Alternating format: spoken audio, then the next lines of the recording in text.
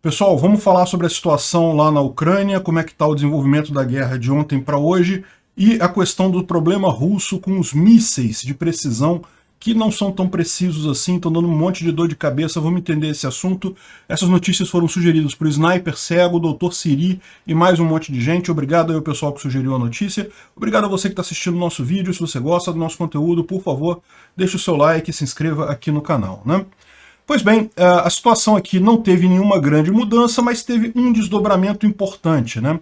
Ontem a gente falou que já haviam tropas russas cruzando essa estrada que é uma estrada importante para o abastecimento aqui das tropas em Lysychansk e Severodonetsk, né? Os russos eles conseguiram tomar Popasna e daqui eles conseguiram lançar essa frente que chegou até essa estrada aqui, que é a principal usada pelo exército ucraniano, né? E a boa notícia é que de ontem para hoje os ucranianos conseguiram voltar o pessoal para trás da estrada. Então, de novo, eles não estão podendo usar essa estrada ainda no momento, porque ainda é uma linha de frente, ainda está tendo batalha ali, mas pelo menos eles evitaram que os russos avançassem além dela, chegando a Soledar e a outras cidades que tem por aqui, né? O problema dos russos nessa região aqui é que é uma região muito aberta, só tem vilas muito pequenas. Não são grandes essas cidadezinhas aqui, tirando Popasna, né, que é relativamente grande.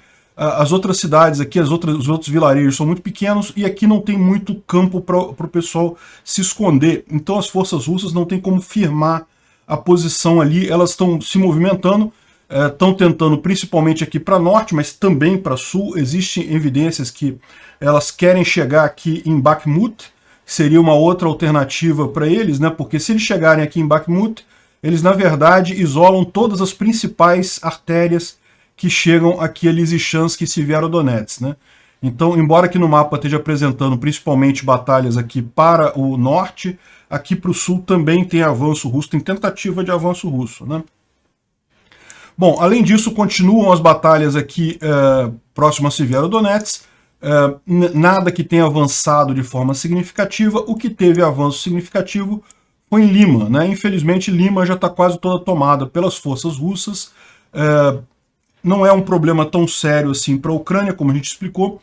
Essa proposta da Ucrânia é mesmo ceder território em troca de derrota, de perda de gente e material dos russos. Então os russos perderam muitas pessoas, perderam muitos equipamentos aqui, tomaram Lima, não tem problema. Provavelmente a linha de ação dos ucranianos aqui vai ser justamente recuar até esse rio que tem aqui, destruir essas pontes aqui de forma a usar o rio como um obstáculo natural, né, e evitar que os russos avancem assim. É sempre muito mais fácil se segurar dessa forma, né? Então isso daqui, embora Lima, é lógico, nunca é bom perder uma cidade, isso não é uma coisa boa, mas está dentro do planejado pelos ucranianos. Como a gente falou, a questão toda aqui, o preocupante mesmo é essa região de Popasna. Aqui sim a gente tem preocupação. Aparentemente foi contido o avanço aqui pelos ucranianos. Esse mapa aqui está mostrando as forças russas chegando aqui na estrada, mas segundo as informações que a gente tem mais recentes, aqui ainda está mostrando também, mas as informações que a gente tem mais recentes é justamente de que eles já afastaram da estrada os ucranianos. Ainda está em região de combate aqui, essa estrada ainda não está podendo ser usada pelos ucranianos.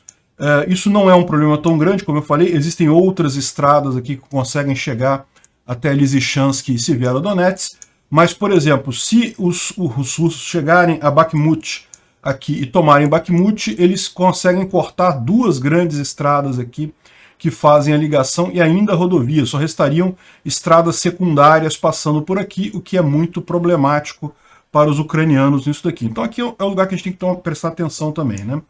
Houve uma série de tentativas de romper aqui em Donetsk, de avançar nessa linha de frente, mas foram todas contidas pelos ucranianos. O pessoal não conseguiu avançar por aqui também. Existe aqui aqueles T-62, lembra que a gente falou ontem dos tanques antigos pra caramba?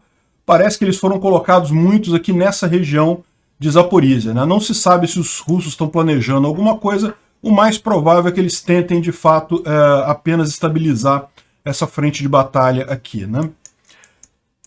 Aqui na região de Kherson, embora não esteja mostrado aqui no mapa, parece que ontem houve confrontos aqui nessa região entre Kherson e Mykolaiv. Segundo as forças ucranianas, a tentativa de avanço russa foi contida, eles não conseguiram avançar nada, mas houve uma tentativa russa aqui também, né? O Instituto para Estudo da Guerra, ele está falando sobre as críticas daqueles regimentos do DNR e do LNR, das repúblicas nacionalistas, dessa região aqui separatista, né, da Ucrânia, que, embora seja controlada pelos russos, os russos têm usado o truque de obrigar reservistas aqui a lutar na frente de batalha, né? E aí o pessoal está reclamando muito, porque, poxa, como é que pode? A Rússia falou que não ia usar reservistas no exército russo, mas está usando aqui de Luhansk e Donetsk, né? É aquele negócio que é realmente complicado, mas eles falam, não, mas isso daí é outra república, é outro país e coisa e tal. E daí houve uma crítica muito forte do Igor Girkin, ou Strelkov, que é um mercenário russo, que foi quem começou esse processo todo de rebelião nessas repúblicas separatistas ucranianas lá em 2014, e ele estava justamente falando sobre isso, né, sobre o problema, por que está havendo esses inícios de motim, que as tropas não querem lutar no DPR e no LPR. Eu não sei porque ele usou DNR aqui, LNR. Enfim, então essas tropas têm acontecido com vários regimentos lá do lado dos russos, né? Aí, aliás, depois que isso começou a acontecer, os russos deram um jeito, eles sempre dão um jeito de fazer isso, de lançar um vídeo falando de ucranianos se rendendo também, que fazendo motim também, não querendo mais lutar e coisa e tal. E aí alguém apontou, muito curiosamente, que eram tropas que teoricamente seriam do lado que fala russo na Ucrânia, mas estavam falando ucraniano, ou seja, mostrando que no final das contas eles estão fazendo uma encenação, na verdade. Provavelmente pegaram ucranianos aqui de Donetsk e Luhansk para encenar essa coisa toda de tropas ucranianas, né? É tradicional dos russos isso. No momento que eles viram as tropas lá das repúblicas separatistas querendo se rebelar e coisa e tal, eles encenaram lá um videozinho. É o mais provável isso daí, né? Bom, então aqui ele está falando sobre esse Igor Strelkov, que está falando sobre essas repúblicas separatistas e que o problema é a falta de treinamento, a falta de armas, né? E, poxa, como é que está mandando reservista dali? E isso pode ser resolvido muito rapidamente, coisa e tal, mas no final ele termina num tom positivo, ele fala que isso não tem nada a ver, isso faz parte da guerra, é assim mesmo, e a gente acha que está bem, e coisa e tal, enfim, né? O cara é russo, ele tá criticando porque ele realmente quer acertar a coisa, não é que ele esteja contra a Rússia, não, né? Houve também o problema que a gente vai falar mais adiante sobre a falha de armas de alta precisão, né? A Rússia está acabando, já usou mais de 60% do estoque dela de mísseis de precisão, e na verdade o que a gente está falando aqui é que isso significa que a Rússia está desprotegida em outros lugares, porque tipicamente numa guerra comprometer mais de 50% do seu estoque de mísseis de precisão deixa realmente a Rússia numa situação ruim para outros lugares, né? Mas a gente vai falar sobre isso mais adiante. Existe um aviso feito aqui por um grupo de monitoração e resistência, informação e resistência, que, segundo eles, a ideia dos russos, depois de tomar Severodonetsk, é voltar para Izium e tentar tomar Slaviansk e Kramatorsk, né? Ou seja, seria este o plano dos russos. Eles diminuíram o escopo para tentar tomar aquilo ali, mas pretendem depois voltar para Izium e continuar o ataque de lá, que eles não conseguiram fazer até agora, não conseguiram andar em nada aqui nessa frente de Izium, né? Isso aqui é algo que, bom, eles querem, né? Conseguir é outra história totalmente diferente. A ideia aqui, justamente, dos ucranianos é ir diminuindo a força do exército russo aqui, que eles vão tentar em algum momento chegar a Slaviansk e Kramatorsk, é óbvio, isso aí são cidades extremamente importantes do ponto de vista estratégico, mas justamente por isso os ucranianos têm uma força muito grande aqui. É muito pouco provável que os russos sequer tenham capacidade de fazer isso depois, né? Aqui o voluntário canadense lá que está lutando lá próximo de Kherson, ele falou sobre a situação lá que eu mencionei mais cedo, que houve uma tentativa de ataque aqui das forças russas caminhando em direção a Mykolaiv, mas que, segundo ele, não tiveram sucesso, não conseguiram avançar nada, acabaram recuando em seguida, né? Bom, e aqui a gente chega num ponto que é interessante, que foi levantado ontem aqui pela revista, mas também por outros especialistas, que é a questão do problema da Rússia com munição de precisão, né? Veja, você tem diversos tipos de mísseis e bombas que você pode usar numa guerra, né? A mais interessante delas é sempre o míssil com precisão, os mísseis inteligentes, que eles conseguem se guiar durante o voo. Isso é diferente dos mísseis balísticos ou das bombas burras que simplesmente vão pela trajetória. Você solta ela e ela vai seguir a trajetória balística normal e vai cair onde quer que seja. Isso geralmente tem uma precisão muito baixa em relação a mísseis inteligentes, que eles se guiam durante o voo e garantem que acertam um determinado alvo com maior precisão, né? A questão toda é, a Rússia ela tem usado muitos mísseis na Ucrânia, parece que tem usado muito mesmo, maior do que qualquer outro conflito desde a Segunda Guerra. E no final das contas, isso não está revertendo em bom resultado para Moscou, justamente devido às falhas dos mísseis, né? Tem esse videozinho aqui que é até engraçado, de uma apresentação lá na Rússia, e os caras vão fazer uma demonstração e vão soltar os mísseis, e um sai para um lado, outro sai para o outro, e dois caem na água. Ou seja, dos 4 mísseis que eles jogaram, teve uma taxa de acerto de 0%.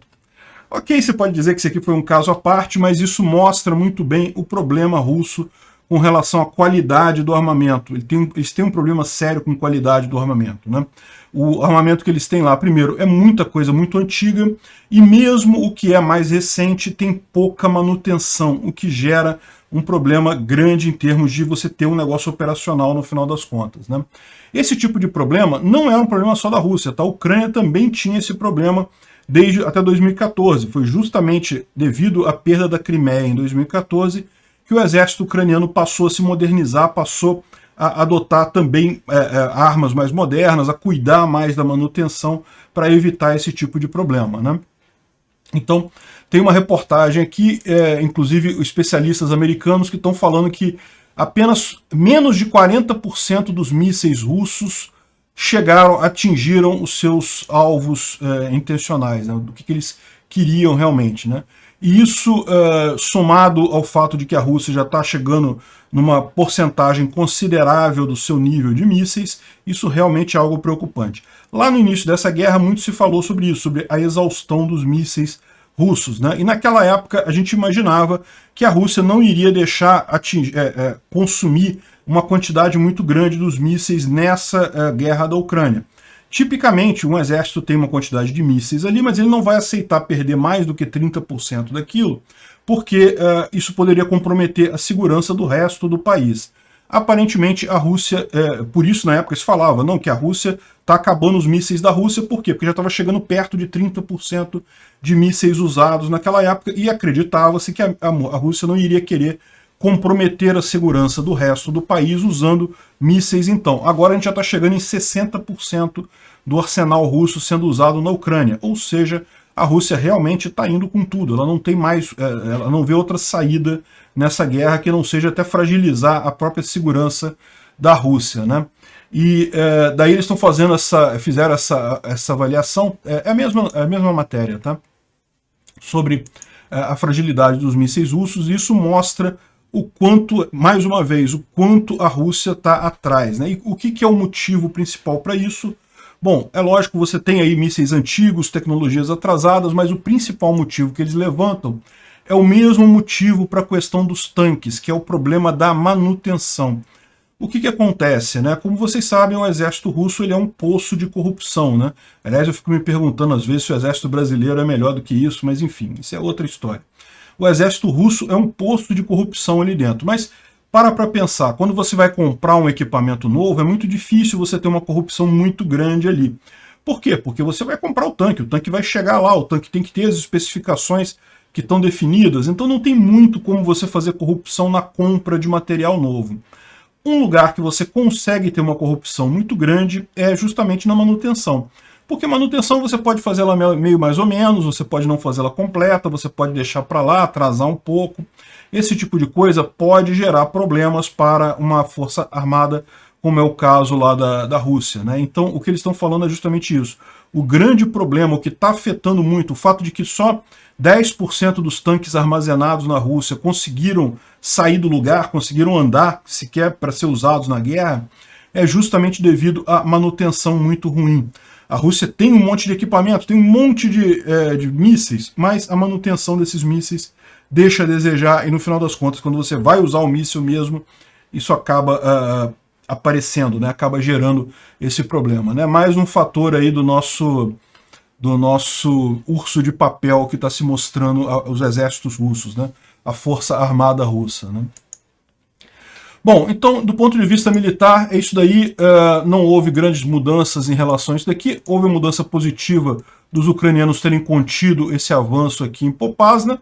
Vamos ver, ainda não tá certo não, tá? A gente ainda tá em briga aquilo ali, mas pelo menos é uma boa notícia. Pelo menos avançar, os russos não conseguiram avançar, né?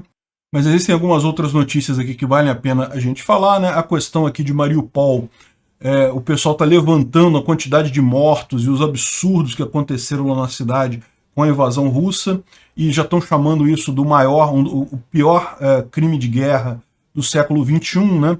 Ou seja, realmente é uma perspectiva terrível o que aconteceu em Bucha, o que aconteceu em Irpin, aparentemente está acontecendo também em Mariupol, ou talvez até pior, porque Bucha e Irpin eram cidades relativamente pequenas, Mariupol era uma cidade maior, 400 mil habitantes, uma cidade tamanho de Niterói aqui no Rio de Janeiro, ou de Juiz de Fora, em Minas Gerais, uma cidade significativa, e o fato de ter acontecido esse tipo de ataque lá, muitos mortos mesmo, é um absurdo completo isso daí. Ainda vai levar muito tempo depois de Mariupol ser recapturada para que se possam esclarecer todos esses crimes de guerra que aconteceram lá, né? Bom, e uma das coisas que eu já tinha mencionado aqui, mas que fica mais fácil de ver aqui no gráfico, é o quanto a Rússia perdeu de apoio na Ucrânia com esta guerra, né? A linha azul mostra o apoio a partidos e políticos russos na Ucrânia, e a linha amarela é o contrário dela, ou seja, o quanto a população não gosta de russos, ou seja, não quer controle russo na Ucrânia, né? E esse valor era muito alto no início, com o Yanukovych se recusando a entrar na União Europeia lá em 2014, que foi o que causou a revolução da Praça Maidan. Ela caiu muito, então ficou mais ou menos empatada ali, nos 40%, meio mais ou menos ali. Você repara como é que a Ucrânia tinha ainda muita gente que apoiava a Rússia, né? Ainda estava nos 50% ali o apoio da Ucrânia, de ucranianos a políticos russos ou políticos pró-Rússia. Foi só mesmo agora que houve a invasão russa da Ucrânia que a coisa desandou completamente. A Rússia perdeu totalmente o soft power que tinha lá na Ucrânia, a capacidade de influenciar o país, né? Então, realmente, essa guerra do Putin só causou coisas ruins para a Rússia. A Rússia esperava mostrar o seu poder militar, mostrar como ela é foda, que ela consegue invadir um país e coisa e tal. No final das contas, está todo mundo vendo o exército russo como um tigre de papel, que realmente um urso de papel, né? Realmente com muito menos força do que se imaginava. Ela queria afastar a OTAN, a Finlândia e a Suécia estão entrando para a OTAN agora. Na verdade, a Rússia acabou revivendo a OTAN. A OTAN estava meio abandonada mesmo, um monte de gente não queria mais entrar para a OTAN, tinha países falando em sair da OTAN e coisa e tal. Com essa ação da Rússia, ela reviveu a OTAN, refortaleceu a OTAN. E a Ucrânia também, que tinha ainda ali uma ambiguidade, ainda tinha gente que achava melhor voltar para a esfera de influência russa e coisa e tal, isso acabou completamente. Parabéns, Putin, você conseguiu errar absolutamente tudo. Bom, ontem teve também, aliás, hoje está tendo, essa notícia de hoje cedo, né? A primeira-ministra da Finlândia, ela foi visitar Irpin, para ver lá os horrores de guerra, coisa e tal, tá vendo lá em loco os absurdos que aconteceram lá na Ucrânia, né? Um contraponto que eu acho importante fazer aqui, o Rand Paul, que é um libertário americano, votou contra o pacote de ajuda à Ucrânia, falando que, que tem que privilegiar dinheiro para não sei aonde, eu sei lá mais o que, e é uma burrice isso, uma idiotice completa, esse posicionamento do Rand Paul, uma vergonha, o cara deixou de ser libertário completamente, virou realmente aliado russo, né, virou agente russo, só pode, né. O Ted Cruz, em comparação, falou sobre isso no Senado americano, dando uma posição bem mais razoável. E o que ele explica é que, na verdade, aqueles 40 bilhões incluem uma parte para aumentar o armamento americano ou recompor o armamento americano, e é lógico que o problema todo é aquele: se deixarem Putin ganhar a Ucrânia, a situação fica muito pior. Essa guerra, tanto para os países da Europa quanto para os Estados Unidos, é o tipo da coisa que, se deixarem o Putin ganhar, o custo amanhã para isso vai ser muito mais caro. Então, para eles é extremamente barato, 40 bilhões de dólares é muita grana, mas é muito menos do que deixar nascer uma nova Alemanha nazista na Europa, uma nova força com intenção de conquistar a Europa inteira. É muito mais barato gastar 40 bilhões de dólares agora, né? E lembra que 40 bilhões de dólares é até setembro. Já tem gente se programando para garantir que depois de setembro tem mais bilhões de dólares entrando aí nessa ajuda, né? Então, esse dinheiro, esses 40 bilhões de dólares e o Land Lease, a expectativa do pessoal é que comecem a chegar armas já desses pacotes mais parrudos em coisa de 1 a 2 meses lá na Ucrânia. Então, em bem pouco tempo, a gente já vai ter um reforço grande no exército ucraniano com essas armas que estão vindo aí desses pacotes, né? Só para complementar aqui, o Reino Unido aprovou a venda do Chelsea. Vocês lembram, o Chelsea é do Roman Abramovich, que é um oligarca russo, é um milionário lá na Rússia. No final das contas, ele acabou comprando o Chelsea. Aliás, muitos oligarcas russos fazem isso, vão para a Inglaterra, porque a Inglaterra tem uma política de você ter cidadania por dinheiro, mas que é muito dinheiro, mas os russos adoram isso, adoram ir para lá. E no final das contas, com essa guerra da Rússia, houve sanções contra todos esses oligarcas, e inclusive o Abramovich, o que ele fez? Ele tentou vender o Chelsea justamente porque ele não queria prejudicar o clube. Com ele estando sancionado, acabava que o clube não poderia fazer negócio, não poderia comprar, vender. Então foi até um gesto bacana dele de vender o clube para evitar que isso contaminasse o Chelsea, e o Reino Unido aprovou essa venda agora, né? E mais um exemplo aí da necessidade da Rússia, aí, que já acabaram com a idade para ingressar no exército. A gente já tinha falado sobre isso, né, que permitiam maiores de 40 anos entrar nas Forças Armadas. É o grande problema da Rússia nesse momento. Simplesmente não tem gente querendo lutar essa guerra o suficiente por aqui, a ponto de eles precisarem dessas coisas absurdas, como fazer alistamento aqui na DPR, na LPR, enfim, né? Estão realmente no desespero de conseguir gente, e estão depletando a quantidade de pessoal, estão perdendo muitas armas, perdendo muitos tanques. Calma, essa onda vai virar. Pode não ser imediatamente agora, a gente falou, ainda vai ter umas 2 semanas aí de piora nessa situação aqui, antes de começar a melhorar, mas a tendência é melhorar. Obrigado por assistir o vídeo até o final. Além de curtir, compartilhar e se inscrever no canal, considere se tornar patrocinador com valores a partir de R$ 1,99. Clique no botão Seja Membro abaixo para saber as condições e vantagens de patrocinar o canal. Mais informações sobre o nosso projeto, visite nossos sites indicados na tela.